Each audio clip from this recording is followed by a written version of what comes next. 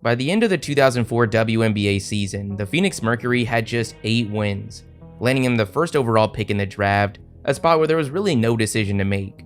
They grabbed the unanimous top prospect, the positionless 6-foot Diana Taurasi, coming off an incredible collegiate campaign at the University of Connecticut. Across her final 2 seasons there, she'd averaged 17 points, 5 rebounds, and 5 assists, while shooting 47% from the field and 37% from 3 on high volume. She would take home College Player of the Year in both of those seasons, while also managing to lead UConn to 3 NCAA titles in her 4 years. Coming into the WNBA, there was really no question that her impact would be felt immediately, and that's exactly what happened. She took home Rookie of the Year, averaging 17, 4, and 4, production that also showed up in the win column. Phoenix more than doubled their wins from the year prior, improving to a 500, 17, and 17 record, and things only took off from there.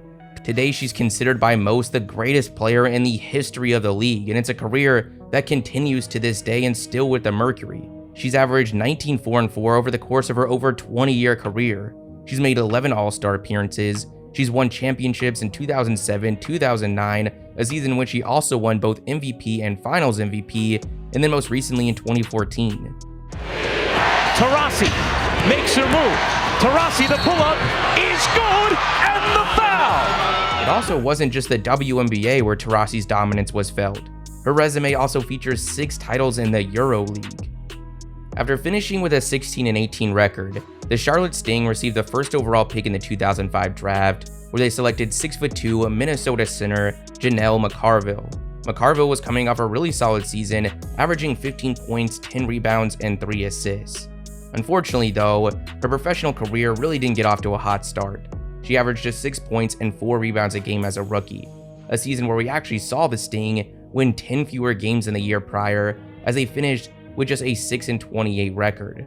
Luckily though, things would soon improve for McCarville. After the Sting disbanded, she joined the New York Liberty and ended up winning the Most Improved Player of the Year award in her first season with the team, after jumping up from just over 4 points to over 10. Over the next couple years, she would remain a really solid center presence in the league, but come the 2011 season, she would actually get suspended for the entire year after failing to report to training camp. She then decided to not return for the following 2012 season, but finally did in 2013, now with the Minnesota Lynx. In her first season there, playing as their full-time starting center, she would manage to bring home a WNBA title. But over the next couple years, things fizzled out pretty quickly. She played just 2 more seasons, last appearing in 2016. Today, she's a high school basketball coach. The Minnesota Lynx landed the top pick in the 2006 draft after going 14-20 the season prior. This was another spot where there was absolutely no question who the selection would be. They selected 6-foot guard coming out of LSU, Seimone Augustus. Following the departure of Taurasi from college basketball, Augustus emerged as the best player in the country. She averaged 19 points, 5 rebounds, and 2 assists, while shooting 54% from the field and 39% from 3. While a title eluded her, she took home College Player of the Year in both her junior and senior seasons. Interestingly, we saw something pretty similar in her first professional season. The Lynx didn't improve as a team from the year prior. In fact, they actually finished with 4 less wins. But absolutely no one was putting that lack of success on Augustus, as she finished as the Rookie of the Year, averaging an absurd 22, 4, and 2, shooting 46% from the field and 37% from distance. Her 22 points a game was a rookie record, a record that to this day is still intact. It wasn't long after that season that we would see the Lynx emerge as one of the perennial contenders in the W. Augustus would win her first title in 2011, where she was also named the Finals MVP. She then proceeded to add to her championship resume in 2013, 2015, and 2017. By the time her career came to a close in 2020, she had averaged 15, 3, and 2 across 14 years, 8 of which she was named an All-Star. She had also found a lot of success overseas, winning 2 EuroLeague titles and the 2009 EuroLeague MVP. Today, she's an assistant coach for her alma mater LSU. The Phoenix Mercury held the #1 pick in the 2007 draft, where they selected Duke 5'8" guard Lindsey Harding. However, on that same day that they made that selection, they elected to trade Harding to Minnesota in exchange for veteran forward Tangela Smith. Now, compared to most #1 overall picks, Harding's numbers at Duke don't really stick out much at all. During her final season, she averaged just 14, 4, and 4. respectable, but what really had WNBA scouts intrigued is what Harding was bringing on the defensive end. During that 2007 season, she took home both College Player of the Year and Defensive Player of the Year. Now, unfortunately, her defense didn't have quite the immediate impact for a young Lynx team that they hoped for. In her rookie season, they actually dropped 4 wins from the year prior. Then offensively for Harding, it was a pretty slow start. She averaged less than 12 points, 3 rebounds, and 4 assists, shooting with just 42-22 splits. She would go on to put together a pretty solid 9-year career, averaging 10, 4, and 3, but never quite lived up to those expectations that were set on her when she went number 1 overall. Now, since Harding's career in the WNBA came to an end in 2014, she's been able to find a lot of success as a coach. She was an assistant for the Sacramento Kings in the 2023 season, then this past year won G League Coach of the Year with the Stockton Kings. Going into this season, she signed on to join JJ Redick's staff with the Los Angeles Lakers. After finishing with a 10-24 record, the LA Sparks got the chance to grab one of the best prospects the WNBA has ever seen. 6'4" forward coming out of the University of Tennessee, Candace Parker. About a dunk. There it is! Someone that at the time of this selection had just won the NCAA title, literally the day before. Her time at Tennessee was nothing short of dominant. She averaged 19 points, 9 rebounds, and 3 assists, shooting 54% from the field. She led Tennessee to championships in both 2007 and 2008, a season where she also won Player of the Year. Once getting to the WNBA court, she didn't slow down in the slightest. She was one of the very best players in the league from day one. As a rookie, she averaged 19, 10, and 3, shooting with 52-42 splits. She ran away with the Rookie of the Year award, but really, she had already won that before the season even started. The real award race for her that season was MVP, an award she would take home after leading the Sparks to a 20-14 record, doubling their win total from the year prior. So yes, with how the college and WNBA seasons line up, in just the calendar year of 2008, Candace Parker won the College Player of the Year award, an NCAA national title, became the number 1 pick in the WNBA draft, then won Rookie of the Year and MVP, one of the more impressive feats we've ever seen in sports.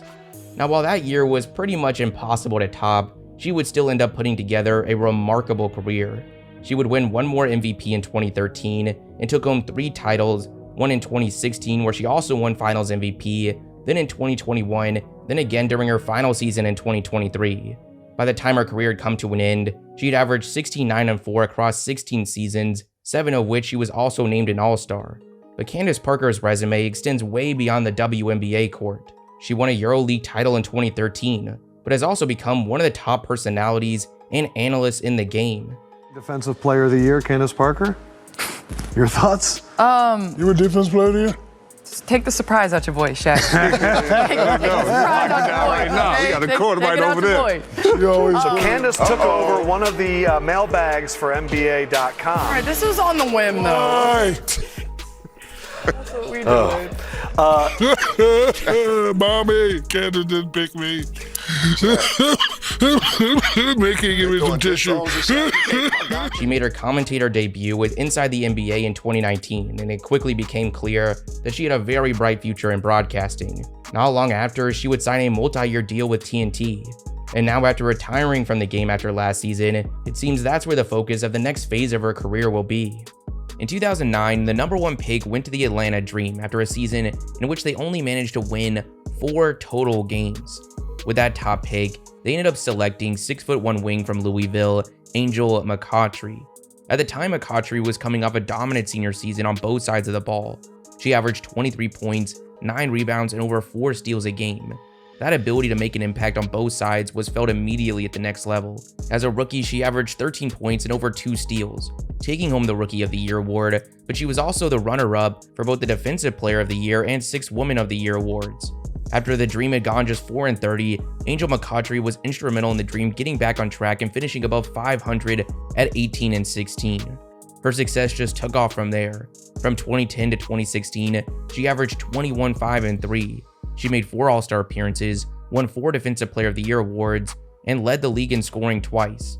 But then following the 2017 season, it was announced that she would not be playing in 2018, citing rest. Now, she would return to the W with a dream in 2018, where she was once again named an All-Star, but after that, injuries really held her back as she played just a combined 26 games over the next 4 seasons. Now, as of recently, she has been plotting a WNBA return and is looking to actually be Caitlin Clark's enforcer. Dragging your plate down by the neck. I'm in your face. What the hell are you doing? Okay, and then hey, we can go have lunch later, but right now I'm competing against you. Don't grab my player like that. Like Caitlin Clark, she needs that vet around her arm, just pushing her through the season, just getting her through, So in 2010, the #1 pick belonged to the Connecticut Sun, who decided to grab 6'4" center from UConn, Tina Charles. Charles was coming off NCAA titles in back-to-back seasons where she averaged 17 points and 9 rebounds, production that ended up being nearly identical to what we saw in her first season, where she took home Rookie of the Year. Since then, she's continued to assert herself as one of the top interior threats in the league. She took home MVP in just her 3rd season, and across her 18 seasons, has made 8 All-Star appearances while averaging 19 points and 9 rebounds. While she still hasn't managed to bring home a WNBA title, her career isn't over just yet. She's still playing, currently with the Atlanta Dream, where she remains one of the top bigs in the league. In 2011, the Minnesota Lynx once again held the #1 pick, where they had the chance to select 6-foot forward coming out of UConn, Maya Moore, a prospect that there was a ton of hype rolling in for after her dominant 4 seasons with Connecticut that featured 2 NCAA titles and 2 College Player of the Year awards, the second of which came after her senior season in 2011, where she had averaged 23 points, 8 rebounds, 4 assists, over 2 steals, and over a block a game, while shooting 52% from the field and 38% from 3. Complete and utter dominance. Once getting to the WNBA, she transformed the Lynx' place in the league. The year before selecting Moore, they went just 13-21. During Moore's rookie season, the Lynx became one of the best teams in the league, finishing with a 27-7 record and eventually going on to win the WNBA title. That season, Moore had averaged 13-5-3, making contributions all over the court. She'd been named both an All-Star and the Rookie of the Year. Following that season, she didn't slow down at all. By her 3rd year, she secured title #2, averaging 19-6-3, shooting an absurd 51% from the field, 45% from 3, and 88% from the line. The following season, she jumped up to 24 a game and took home the MVP. Across her 8 years in Minnesota, she had managed 4 WNBA titles and 6 All-Star appearances. She was well on pace to go down as one of the greatest in league history. But then, we had a really surprising development. After the 2018 season, Moore wrote in the Players Tribune that she would miss the upcoming season to focus on family and ministry. Her time away continued over the next few years as she became focused on advocacy for criminal justice reform, more specifically, the case of Jonathan Irons, who had received a 50-year sentence at the age of 18 for burglary and assault, a crime he is adamant that he had no involvement with. Maya Moore had met Irons through prison ministry in 2007, and as time went on, she became closer and closer to both the case and him individually. She would eventually play a big role in his release from prison in 2020 after serving for over 20 years. Not long after, we would learn that Moore and Irons were now married. Over the next few years, Moore would continue to advocate for justice reform, and eventually in early 2023, she made it official. She had retired from the game of basketball. It was a short career, but still one of the greatest of all time. In 2012, the Los Angeles Sparks held the #1 pick, where they took Stanford 6'2" big Nneka Ogwumike. She was coming off a senior season where she averaged 23 points and over 10 rebounds while shooting 55% from the field. That success carried over into her first season in the W, where she won Rookie of the Year after averaging 14 and 8. It quickly became apparent that the front court of her and Candace Parker was going to be a special one. Come 2016, she was now the MVP of the league and led the Sparks alongside Parker to a WNBA title. Into Beer, Moore's jumper, you bet! Minnesota back in front, no timeouts remaining. Gray up the floor, Gray rumbles in, fading away, no, Ogwumike denied, another chance, it's good! Nneka Ogwumike puts it home! Flash forward to today, and now she's with the Seattle Storm, still considered one of the best bigs in the entire league, as she just made her 9th All-Star team. In 2013, the #1 overall pick to the Phoenix Mercury was Baylor center Brittany Griner. a prospect that was receiving some of the most media attention we had ever seen for and seen someone with her combination of height, athleticism, and skill. Across her sophomore, junior, and senior seasons at Baylor, there was absolutely no one who could stop her. She averaged 23 points, 9 rebounds, and nearly 5 blocks while shooting 59% from the field. As a rookie, while she would fall short of Rookie of the Year, it was still a very impressive season. She made the All-Star team, averaging 13-6 and 3 blocks. In just her second season, she was named the Defensive Player of the Year. By 2016, she was a 3-time All-Star, 2-time Defensive Player of the Year, and now a WNBA champion. Since then, Grinders continue to be one of the best bigs on both sides of the floor. Now, she would end up missing the 2022 season due to an off-court situation that resulted in her being detained abroad. But since returning to the Mercury, she's made back-to-back All-Star appearances, averaging 18 points and 6 rebounds. The number 1 pick in 2014 ended up in the hands of the Connecticut Sun, who selected Stanford big Chiney Ogwumike, the sister of the 2012 top pick Nneka Ogwumike. After putting together a senior season, averaging 26 points, 12 rebounds, and 2 blocks, it seemed Chiney had an incredible chance to follow in the footsteps of her sister's successful career. And early on, it looked like that would happen. In her first season, she won Rookie of the Year and was named an All-Star, averaging 16 and 9. Unfortunately, however, things would really not go her way after that. She missed her entire second season due to a knee injury, then once again missed the entire 2017 season with an Achilles injury, and since then hasn't been able to get back on the track she was on. Today, she's in her 5th season with the Los Angeles Sparks, averaging 8 points and 4 rebounds.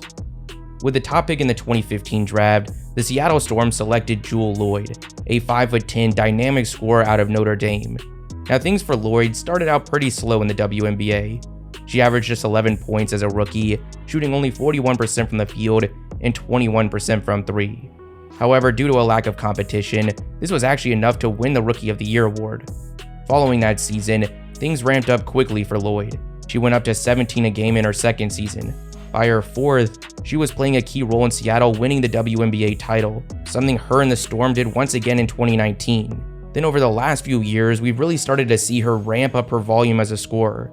A year ago, she led the W in scoring at 25 a night to go along with 5 boards and 3 assists. This season, she's once again over that 20-point-a-game mark and shows no signs of slowing down. The number 1 overall pick was back in the hands of the Seattle Storm in 2016, who were gifted the chance to select 6'4" forward coming out of UConn, Breanna Stewart, someone whose name has to be brought up in the conversation surrounding the best prospect in league history. During her 4 years with UConn, she won the NCAA title in each and every season. In all but her freshman year, she was also named the College Player of the Year. She could do everything on both sides of the ball. As a senior, she averaged 19 points, 9 rebounds, 4 assists, and over 3 blocks, while also shooting 58% from the field and 43% from 3. Then on top of that crazy production, her physical profile was rare, even for the NBA. Despite standing at 6'4", Stewart has a 7'1" wingspan. For some context, that's wider than 6'9" LeBron James's wingspan.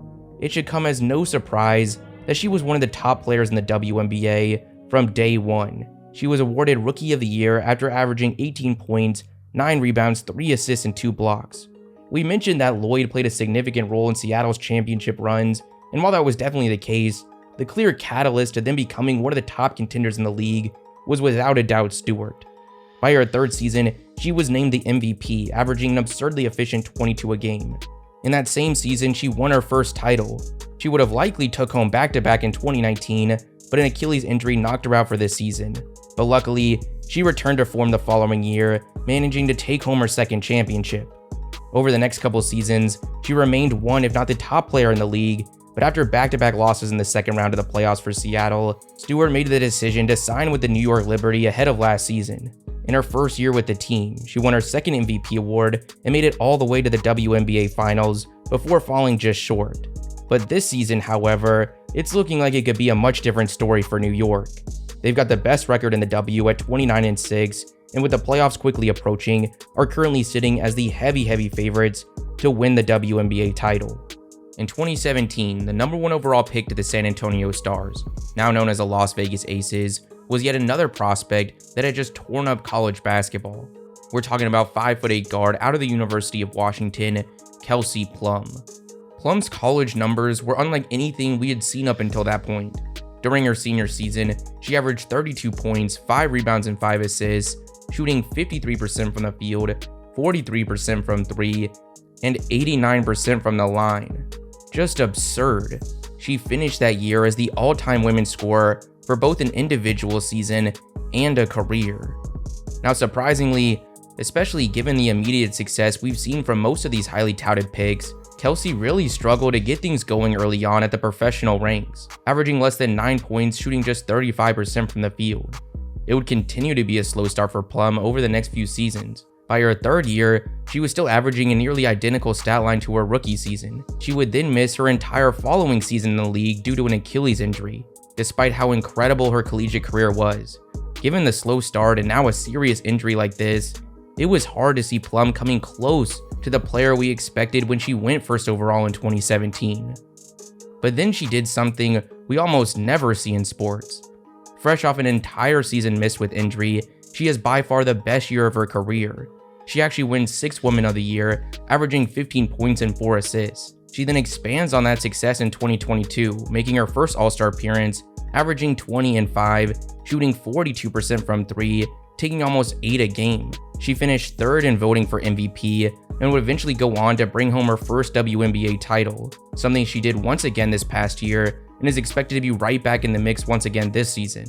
The Vegas Aces once again held the top pick in 2018, another spot where there was really no decision to make. They didn't hesitate to select 6'4", two-way standout out of South Carolina, A'ja Wilson. Wilson had led South Carolina to a national title as a junior in 2017, and then as a senior, received Player of the Year honors after averaging 23 points, 12 boards, and 3 blocks. At the WNBA level, she didn't miss a beat. She put together one of the best rookie seasons of all time, averaging 21 points, 8 rebounds, and 2 blocks. Obviously, she took home Rookie of the Year, and by just her 3rd season in the league, she was named the MVP. She averaged 21 points that season, and also finished as the runner-up for Defensive Player of the Year. In 2022, she received her 2nd MVP, won that Defensive Player of the Year award, and went on to win her first WNBA title. Last season in 2023, she won her 2nd Defensive Player of the Year, and once again took home the title. Flash forward to this current season, and we've seen her scoring balloon to over 27 a game. She's also averaging 12 rebounds, 2 assists, 2 steals, almost 3 blocks, and is shooting 53% from the field. She is the massive favorite to once again take home both the MVP and Defensive Player of the Year awards. At just 27 years old, she's already putting together a resume that competes with some of the greatest to ever do it. With their 3rd consecutive number 1 overall pick, the Las Vegas Aces selected Jackie Young in 2019, a 6-foot guard out of Notre Dame who was coming off a junior season where she averaged 15 points, 7 rebounds, and 5 assists, shooting with 53-45 splits. Now, once getting to the professional ranks, it took some time for Young to adjust. As a rookie, she averaged less than 7 points while shooting just 32% from the field. We saw a solid amount of improvement in year 2, going to 11 points a game, but it was really in her 4th season where things started to click. After averaging 16, 4, and 4 on great efficiency, she was named to the All-Star team in addition to taking home the Most Improved Player of the Year award and her first NBA title. 2 years removed from that season, and she's still with the Aces, continuing to play as a perennial All-Star. In 2020, the number 1 overall pick was in the hands of the New York Liberty, who decided to go with 5'11" sharpshooter out of Oregon, Sabrina Ionescu. Over her 4 college seasons, she had averaged 18 points, 7 rebounds, and 8 assists, while shooting 42% from distance, while taking 6 attempts a game. Now, unlike many of the recent top guard prospects, there wasn't much of an adjustment for Sabrina at the WNBA level. She came out of the gate averaging 18 points, 5 rebounds, and 4 assists. But unfortunately, that was in just 3 games. An ankle injury ended her rookie campaign. Then in year 2, while she showed off a really well-rounded skill set as she averaged 12, 6, and 6, we weren't seeing the shooting we expected coming out of college, as she shot just 38% from the floor and 33% from 3. In her 3rd season, the efficiency only improved slightly, but but after going up to 17, 7, and 6 in the box score, she was named to her first All-Star team. Then this past season, after the Liberty brought in Breanna Stewart, it looked like Ionescu's efficiency was just going to take off from here. She was once again averaging 17 a night, but almost all of that was coming from 3, where she was taking 8 attempts a game and knocking them in at a 45% clip. One of the best shooting seasons we've ever seen in the W. Flash forward to today, and while she's having a down shooting season, she's still one of the best players in the league, and as mentioned, the Liberty are the heavy favorites to win the title.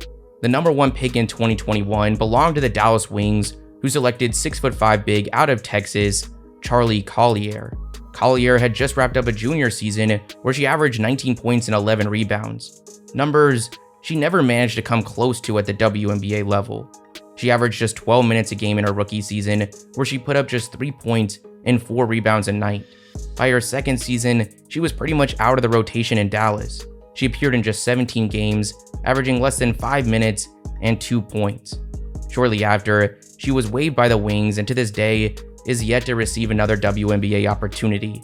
In 2022, the number 1 pick to the Atlanta Dream was Rhyne Howard, a 6'2" guard coming off an incredible 4-year career at Kentucky, where she averaged 20 points, 7 rebounds, and 3 assists, while also shooting 38% from distance at high volume.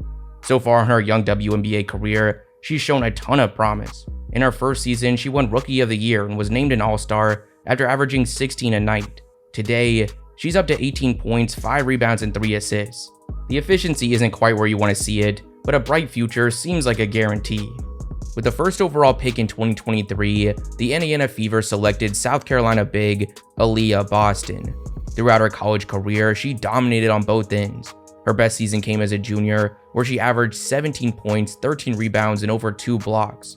A season she took home both National Player of the Year and led South Carolina to an NCAA title. Once getting to the WNBA, she picked up where she left off, winning Rookie of the Year, averaging 15 points, 8 rebounds, and 2 assists, while shooting 58% from the field. She's quickly establishing herself as one of the league's premier post players, and this season, we're also starting to see just how talented she is as a passer, playing for a Fever team, quickly becoming one of the most exciting teams in the sport. That segues us into the most recent number 1 overall pick, once again to the Indiana Fever, Caitlin Clark, the most hyped up, highly anticipated prospect in the history of the WNBA, and there's really no one else even remotely in the conversation. The 6-foot guard left Iowa as the NCAA's all-time scorer. She averaged 28 points, 8 assists, and 7 rebounds across her 4 seasons. She took the world by storm as a junior, draining threes from the logo and dropping 40 bomb after 40 bomb in the NCAA tournament. She followed that up with a senior season where she averaged an absurd 32, 9, and 7. In just 2 years, the attention and popularity of women's basketball absolutely exploded, and there was no bigger catalyst than Caitlin Clark. Something that put a ton of pressure on her shoulders entering the WNBA and joining a Fever team that had won just 13 games the year prior. To kick things off, things were not going quite as we hoped. She had some impressive box score production, but the efficiency wasn't what we're used to, and her chances of reviving this Fever team in year 1 were looking unlikely. Over the first 9 games, the team had just a single win. Since that moment, however, it's been a completely different story. The Fever have been electric. They somehow currently sit with a record of 19 and 17, and Caitlin Clark has been living up to the hype. The Rookie of the Year award is already hers. She's averaging 19 points and 9 assists a game. But what's really more interesting is what we're seeing on the court from her today. Since returning from the Olympic break over the last 10 games, Clark has quite possibly been the best player in the league. She's averaging 25 points, 9 assists, and 6 rebounds, shooting 46% from the field and 39% from 3 while taking over 10 attempts a game. Ridiculous. It's hard to imagine where she goes from here, but man am I excited to find out.